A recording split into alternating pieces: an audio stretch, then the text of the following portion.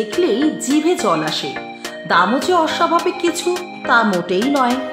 নামি দামি রেস্তোরাঁর সাজানো গোছানো ঘরের ভেতরে আরাম করে চেয়ার টেবিলে বসে বাহারি প্লেটে ছুরি আর কাঁটা চামচের টুংটাং আওয়াজ তুলে খাওয়া এটা নয়, বরং মাথার ওপরে খোলা আকাশকে সাক্ষী রেখে চারপাশে রাস্তার চলমান জনস্রোতার ব্যস্ততা উপভোগ করতে করতে লোভনীয় খাদ্যবস্তু মুখে চালান করে দেওয়া। ঘড়ির সঙ্গে পাল্লা দিয়ে চটজলদি খাওয়া সেরে ফেলতে হবে, তাই বসতে না পেলেও এই আসরে কারোর কিচ্ছু যায় আসে না। দাঁড়িয়ে দাঁড়িয়েই চলে রসনা তৃপ্তির কাজটা। এরই নাম স্ট্রিট ফুড।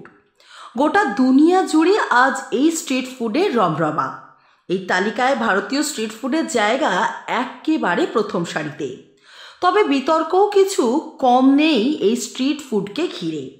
সেসব কথা পরে, আগে চলুন ঢুকে পড়ি স্ট্রিট ফুডের এই মারকাটারি দুনিয়ায়। সাধারণত আমরা ফাস্ট ফুড বলতে বুঝি বিভিন্ন ধরনের রোল, চাউমিন, চাট ও ফুচকা, ঝালমুড়ি, ভেলপুরি, লিট্টি চোখা, ছোলা ভাটোরা ইত্যাদি। চীনের চাউমিন বাদে এই সবগুলি ভারতীয় ফাস্টফুড বলা যেতে পারে। তবে এই তালিকায় যোগ হতে পারে আরও অনেক কিছুই, যেমন বিভিন্ন ধরনের মোমো, আক্কি রুটি, দাবেলি, বিকানের কচুরি, ইডলি ইত্যাদি। মোমো হচ্ছে আদতে তিব্বতী খাবার, ঠিক যেমন ছোলা ভাটোরা পাঞ্জাবের, ইডলি মূলত তামিলনাড়ুর, আক্কি রুটি কর্ণাটকের, দাবেলি গুজরাটের আর বিকানের কচুরি তো অবশ্যই রাজস্থানের। মহারাষ্ট্রের ভেলপুরি আর পাওভাজি তো শুধু ভারত নয়, বিশ্ববিখ্যাত।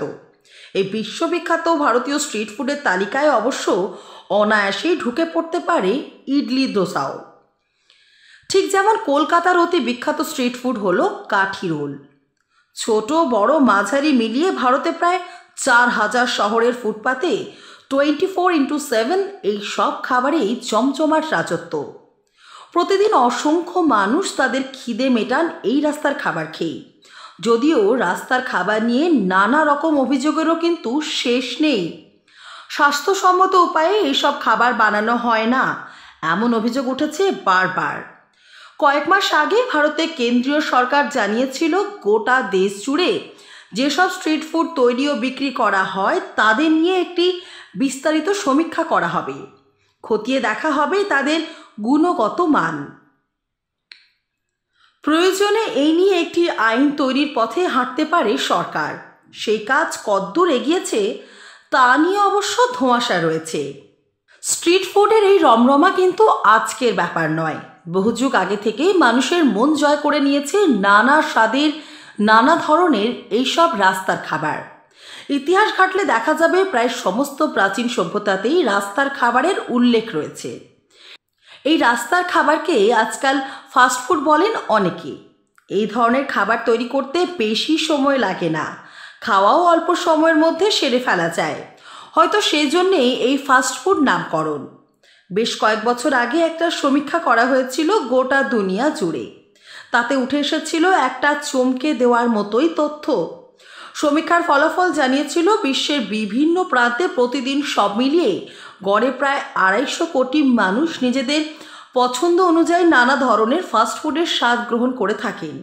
তার মানে বর্তমানে বিশ্বের মোট জনসংখ্যার প্রায় 1/3 প্রতিদিন নিয়ম করে দৌড়ন রাস্তার খাবারের দোকানে, নিজেদের পেট আর মন দুটোই ভরাতে। ইতিহাসের কথা হচ্ছিল। ইউরোপের দ্বীপরাষ্ট্র গ্রিসকে প্রাচীন সভ্যতার অন্যতম ধাত্রীভূমি বলে ধরা হয়। সেই প্রাচীন গ্রিসেই হয়েছিল নগর সভ্যতার গোড়াপত্তন। গ্রিসে তখনকার নাগরিক জীবনে রাস্তার খাবারের যথেষ্ট কদর ছিল এমন সাক্ষ্য দিচ্ছে ইতিহাস।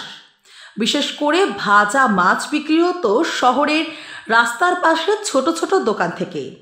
ভিড় জমা হয়ে যেত সেসব দোকানে সেই ভাজা মাছ কিনে খাওয়ার জন্য। তবে একটু ধনী বা অভিজাত পরিবারের লোকেরা রাস্তার পাশের ছোট দোকান থেকে খাবার কিনে খাওয়া পছন্দ করতেন না, এটা তারা এড়িয়েই চলতেন।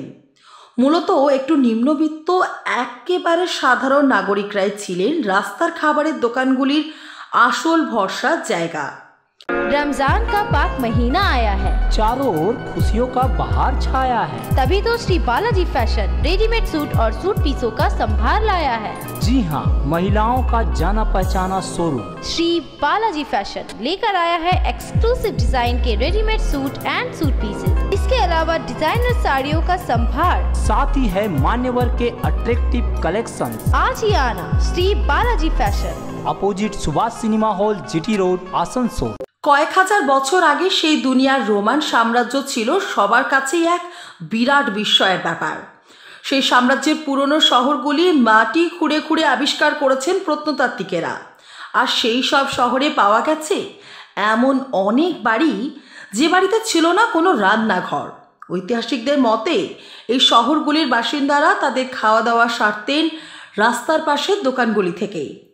তবে শুধু গ্রিস বা রোমান শহরগুলি নয়, প্রাচীন সেই দুনিয়ায় চীন, মিশর, তুরস্ক সব জায়গাতেই রাস্তার পাশে হকারদের স্টলগুলি থেকে বহু মানুষ দুবেলাই তাদের খাবার খেতেন।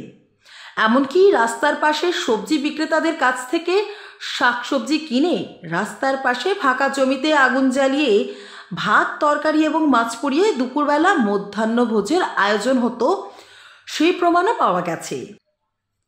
দক্ষিণ আমেরিকার পেরুতে পাওয়া গেছে স্ট্রিট ফুডের দোকানের সন্ধান। লোভনীয় স্ট্রিট ফুডের হাতছানি থেকে নিজেকে দূরে সরিয়ে রাখা অনেকের পক্ষেই খুব সহজ কাজ নয়। বহু মানুষ নিয়মিতই রাস্তার পাশে হকারদের কাছ থেকে নানা ধরনের খাবার কিনে খেয়ে থাকেন। বড় দোকান বা রেস্তোরাঁ থেকে এরা সাধারণত খাবার কেনেন না। তার একটা কারণ অবশ্যই আর্থিক সাশ্রয়।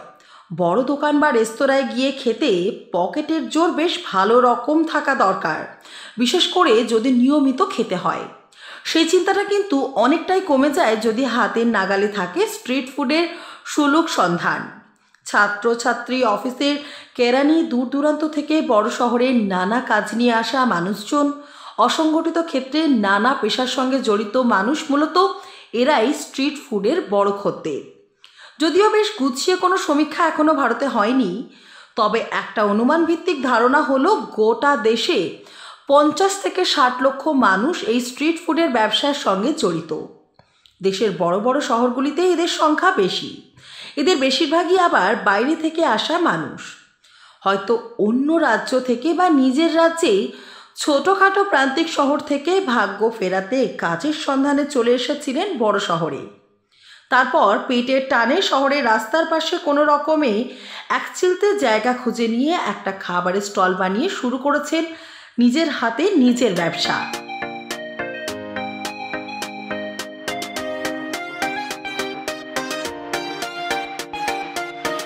স্ট্রিট ফুড বা রাস্তার খাবার এবং তাদের বিক্রেতাদের নিয়ে একটা নাকুচু মনোভাব একটু সচ্ছল বা উচ্চবিত্ত শহুরে মানুষের মধ্যে আছে। তবে অবশ্য কিছু যায় আসে না। একটা হিসেব বলছে ভারতে প্রতি বছর এই রাস্তার খাবারের বিক্রি বাট্টার পরিমাণ কয়েক হাজার কোটি টাকার। যদিও এর সঠিক হিসেব পাওয়া মুশকিল, কারণ সেভাবে বিস্তারিত কোনো সমীক্ষা হয়নি। তবে দেশের কেন্দ্রীয় সরকারের একটি সাম্প্রতিক সমীক্ষার রিপোর্ট বলছে আনঅর্গানাইজড অর্থাৎ অসংগঠিত ক্ষেত্রে নিয়োজিত শহুরে মানুষজনের 14% জীবিকা উপার্জনের রাস্তা হয়ে দাঁড়িয়েছে এখন এই রাস্তার খাবারের স্টলগুলি। দেশের কর্মক্ষম মানুষের কর্মসংস্থানের অপ্রতুলতার কথা মাথায় রাখলে এটা কিন্তু তুড়ি মেরে হেলায় উড়িয়ে দেওয়ার মতো বিষয় নয় একেবারেই। चित्र सेल चल रहा है आसनसोल के लोकप्रिय और विख्यात वस्त्र शोरूम श्री बालाजी फैशन में 15 मार्च से 14 अप्रैल तक चित्र सेल का लाभ उठाएं और पाए 70% तक की छूट। Shri Balaji fashion, GT road, Subhash cinema के विपरीत, आसनसोल। हमारे यहाँ शादी विवाह के लिए पूरा कलेक्शन भी उपलब्ध है।